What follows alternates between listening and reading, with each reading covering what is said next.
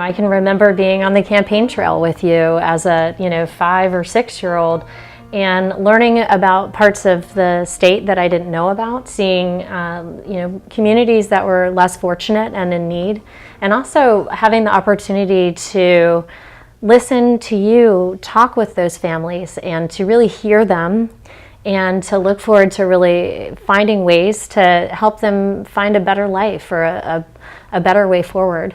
Yeah, one of my earliest memories was my father, my dad, who was never a joiner of organizations, too shy.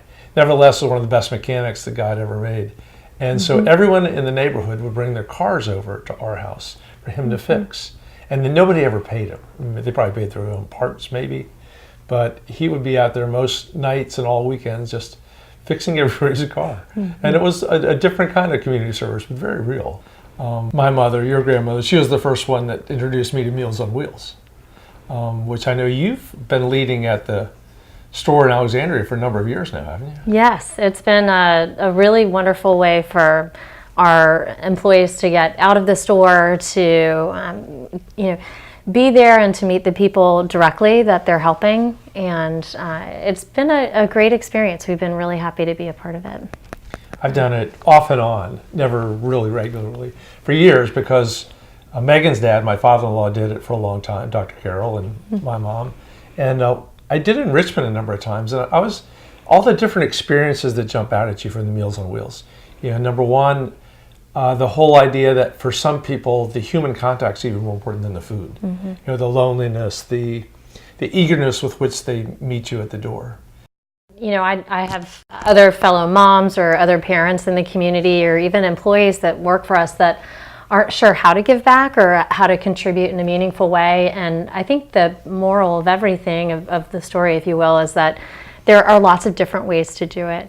I think some folks look at it and say, well, gosh, I have to be the chairperson or I have to go run the organization, when really you can, go deliver meals for an hour and make an impact on someone's life. So you have these 7-year-old and a 5-year-old. How do you see them paying attention to the community engagement that you and your husband have? Absolutely. I think we're trying to teach them, to do your good deed every day, whether it's, helping a friend that maybe is, down and out, or this morning we were out helping our neighbors, clear snow off their cars, to the little things, helping somebody carry their groceries, or, having them notice. And we always try and talk about it to make sure they recognize that it's important to help others because we can. And we're really trying to teach them that, there is no greater gift than to, feel the joy to help somebody else. And it's one of the single best things that we can do. So as I understand it, your children, my grandchildren, are 5th generation Northern Virginians. Yep. So what kind of culture were you raised in, or are they being raised in? I would say one where community is the most profound part of their lives, to be part of the fabric of the community, to give back to the community, to respect the community around them. I think it's something that both you, your parents, and your grandparents started from a very early age. That showing up and being there and doing what you can is really important. And you knew that the original Clara Beyer, who lived to 98 and a half. Yeah. Are there any of her stories that you remember?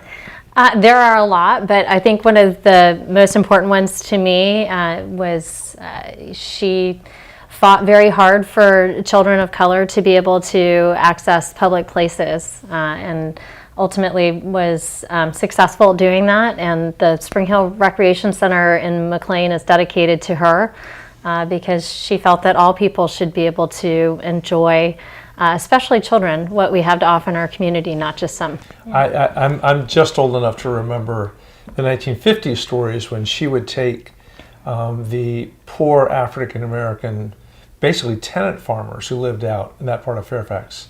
There was one in particular named Julia who would complain to her that she was never allowed to vote. That was back when they had poll tax and literacy tests.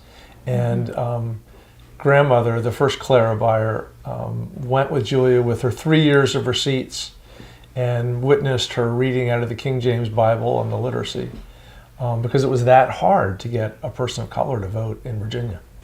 So as a dad, what were your goals to teach us as children and to be part of the community and to give back?